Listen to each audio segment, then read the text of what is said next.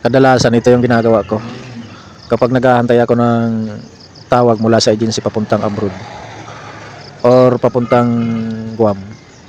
So ito yung kadalasan na ginagawa ko. Naglalalamove ako, pero ang mas maganda ngayon, dati nagbo-boundary kami, ngayon sarili ko na yung L3. Kaya masarap sa pakiramdam na kumikita ka na walang amo. Kumbaga ikaw ang sarili mo yung amo. So kapag nag-success tayo dito, baka hindi na tayo bumalik ng ibang bansa. Kaya subok lang. Subok lang ng subok until success, no?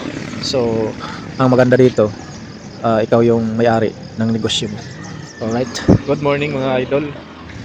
Andito kami sa Lukban, Quezon. Kagigising lang natin kasi dito na tayo inabot ng umaga, no? Dito na rin kami natulog sa L300 para pagbalik namin may booking ulit pa uwi. No?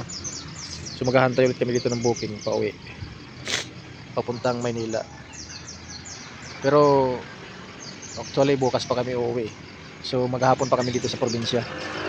No, sa Quezon, Batangas. So balik-balik lang kami dito.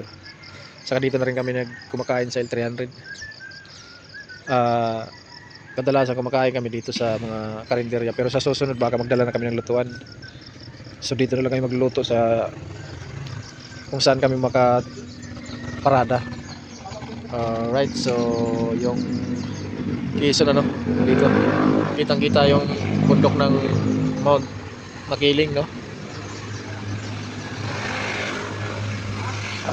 So ganito yung diskarte ng buhay lalamove driver, no? Pagka nagawi ka ng probinsya, isang hakutan galing Maynila papuntang probinsya. Tapos kung saan ka madestino, doon ka na matutulog. Kukuha ka na lang ulit ng booking pa balik ng Maynila. Alright, so yun guys, thank you for watching and ingat tayong lahat. God bless.